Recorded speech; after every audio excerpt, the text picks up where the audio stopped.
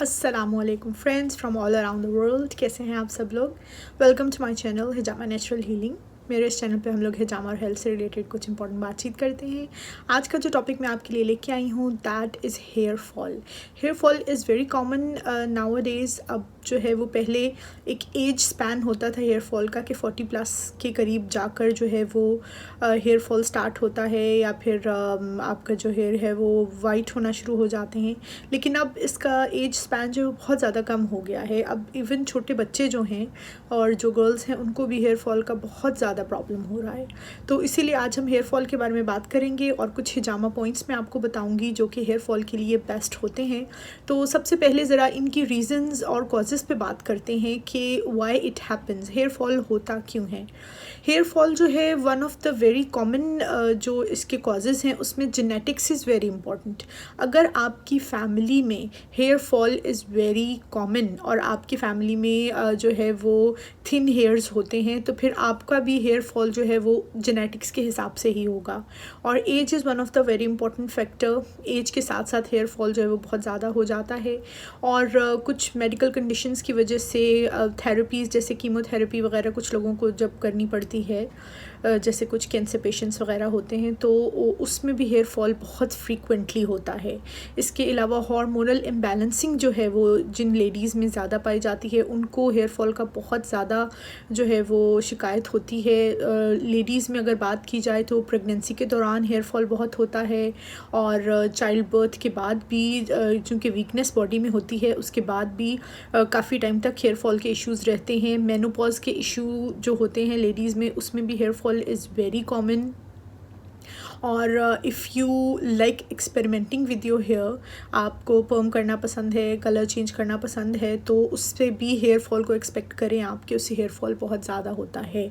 और एलोपीशिया एक hair loss की बीमारी होती है जिसमें आपका जो है हेयर लॉस होता है उसमें आपका इम्यून सिस्टम अगर बहुत वीक होता है तो तब जो है वो एलोपीशिया अटैक्स योर हेयर।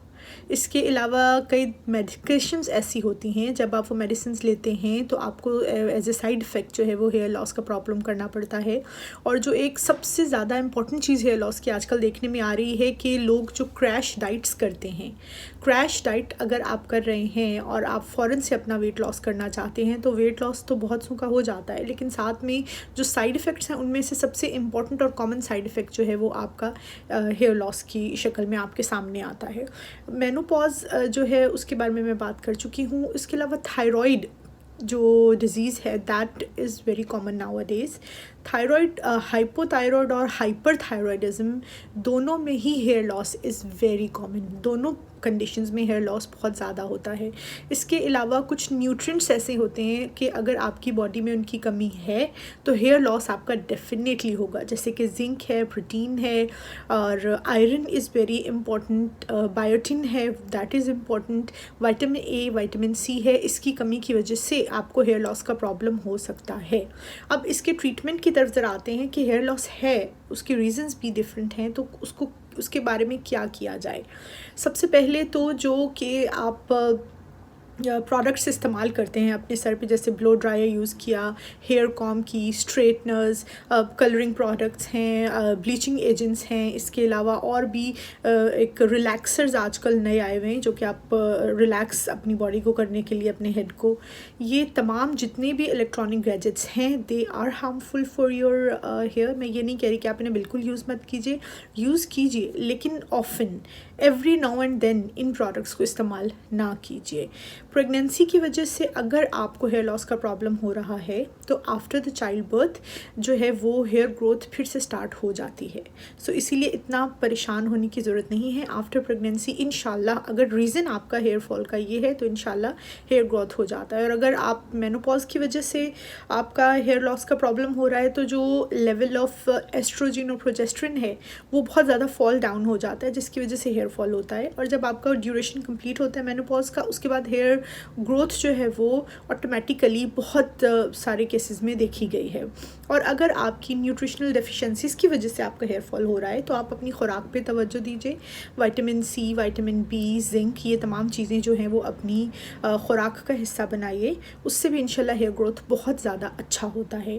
अब अगर थोड़ी बहुत मैं होम रेमेडीज़ की बात करूँ कि ऐसी कौन सी होम रेमेडीज़ हैं जिनके साथ आप अपना जो हेयर ग्रोथ है उसको प्रॉपर कर सकते हैं, उसमें सबसे ज़्यादा जो सुनने में आई है और जो लोग सबसे ज़्यादा अप्लाई करते हैं दैट इज़ अनियन जूस। प्याज का जो पानी है उसको आप अपने, क्योंकि उसके अंदर बहुत सारा सल्फ़र होता है और आपकी हेयर लॉस जब होता है तो सल्फ़र की कमी की वजह से होता है।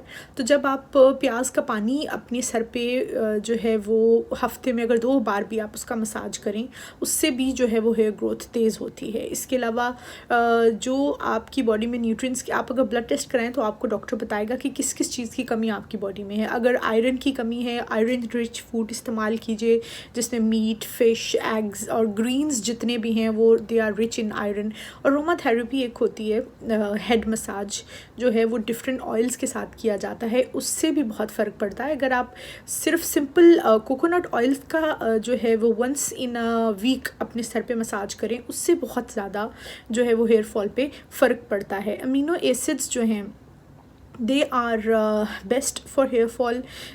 फ़िश में होते हैं, एग्स में होते हैं, नट्स में, मीट्स में। अमीनो एसिड्स को अपनी लाइफ का जो है वो हिस्सा बनाइए आप। This is also very important. आप कुछ 2-3 रेमेडीज़ मैं आपके साथ शेयर करना चाहूँगी। एक एग मास्क होता है हेयर फॉल के लिए। आप एग वाइट लीजिए, उसके अंदर आप 2 चम्मच ऑलिव ऑयल डालिए, थोड़ा सा हनी डालकर उनको मिक्सअप करके अगर आप अपने बालों पे लगाएं और 20-25 मिनट ये मिक्सचर लगा रहने दें, उसके बाद आप ल्यूकवार्म वाटर से अपने जो बाल हैं उनको वॉश करें तो बाल बहुत शाइनी और घने होते हैं। इसके अलावा योगर्ट अगर आप इस्तेमाल करें विद लेमन एंड हनी, उससे भी बाल जो हैं वो बहुत ज़्यादा शाइनी और घने होते हैं। मेथी दाना अगर आप रात को सोख करके रखें और सुबह उसको ग्राइंड करके अपने सर पे लगाएं और उसके बाद फिर आप जो है वो बैथ लें, उससे भी बहुत ज़्यादा फ़र्क पड़ता है। अगर आपकी जो है वो हेयर फॉल डिफरेंट जो है वो टॉक्सिन्स की वजह से हो रहा है कि there are so many toxins in your body, उसकी वजह से हेयर फॉल हो रहा है, तो हिजामा cupping therapy is best option for that. हिजामा कपिंग थेरेपी जो है वो आपके जो है वो स्पेशली आपके जो सुन्ना पॉइंट्स हैं हेड सुन्ना पॉइंट्स के लिए हिजामा cupping therapy is the best जो है वो।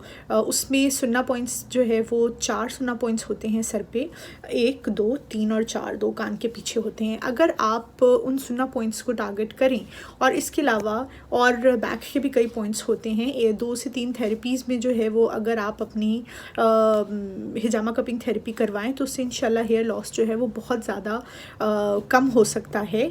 और जो है उससे, क्योंकि आपके टॉक्सिन्स आपकी बॉडी से निकल गए, टॉक्सिन्स लाइक DHT जो हैं, जो जिसकी वजह से आपका हेयर लॉस का प्रॉब्लम होता है, तो अगर आप वो करवाएं तो हेयर फॉल जो है वो उसकी वजह से बहुत ज़्यादा बेहतर हो जाता है।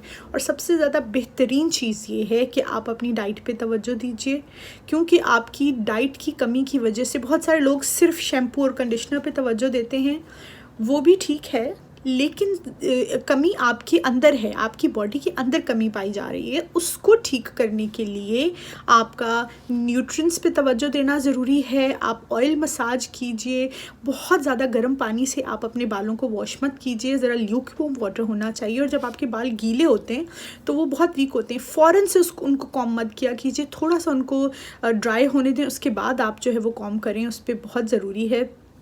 इस तरह से भी छोटे मोटे जो टिप्स हैं, इसके साथ भी आप हेयर फॉल जो है वो होने से अपने बालों का बचा सकते हैं। तो thank you so much for listening to my video.